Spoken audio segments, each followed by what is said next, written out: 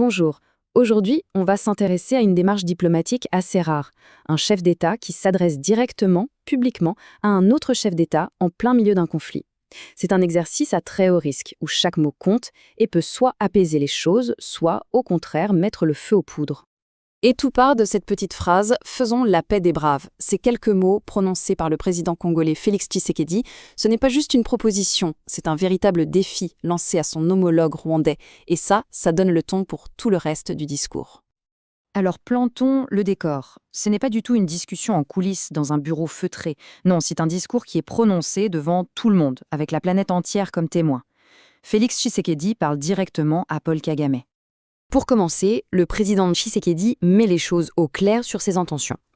En gros, il dit que, depuis le début, il n'a jamais cherché la confrontation avec ses voisins et surtout pas avec le Rwanda. Son but, dit-il, a toujours été la coopération. C'est la base de tout son argumentaire. Et là, ce qui est frappant, c'est qu'il rend les choses très personnelles. Il ne dit pas « la communauté internationale doit agir ». Non, il dit « c'est à nous deux, vous et moi, de régler ça ». Il place la responsabilité directement sur ses épaules et sur celle du président Kagame. Maintenant, pour bien comprendre l'appel d'aujourd'hui, il faut revenir un peu en arrière. Le discours évoque un moment clé, un accord de paix qui était apparemment sur le point d'être signé avant d'échouer de manière spectaculaire. D'après le président Tshisekedi, ils étaient arrivés à 98% d'un accord final. 98%. C'est un chiffre qui interpelle, n'est-ce pas? Ça veut dire qu'on était à deux doigts d'une solution, que presque tout était réglé. Et puis, tout s'arrête. Le contraste est violent. Tshisekedi affirme que le président Kagame a tout simplement boycotté la signature finale. Et le pire, c'est qu'il dit n'avoir jamais eu d'explication. Ce mot « boycotter » est très fort. Il suggère une rupture vraiment brutale. Et c'est ce souvenir d'échec qui nous amène au cœur de son discours actuel. Tshisekedi met sur la table une nouvelle proposition. Mais attention, ce n'est pas un chèque en blanc. C'est une invitation, certes, mais avec une condition très, très claire. En fait, c'est simple. Il y a deux volets. D'un côté, il y a l'offre, cette fameuse paix des braves, une main tendue pour coopérer. Mais de l'autre, il y a la condition, qui n'est pas négociable. Il faut que le président Kagame ordonne au groupe rebelle M23 de stopper les combats. L'un ne va pas sans l'autre. Et pour qu'il n'y ait aucun doute, il ne mâche pas ses mots. Il accuse directement « le M23, dit-il, est soutenu par votre pays, le Rwanda ». C'est cette accusation directe qui est le fondement de toute sa demande. Mais au fond, pourquoi toute cette urgence? Le discours prend alors de la hauteur pour nous rappeler les vrais enjeux. Parce que derrière la grande diplomatie, il y a une réalité terrible, l'impact du conflit sur les populations civiles. Cette phrase fait froid dans le dos. Nous les comptons par millions. Il ne parle pas de statistiques, mais de vies humaines.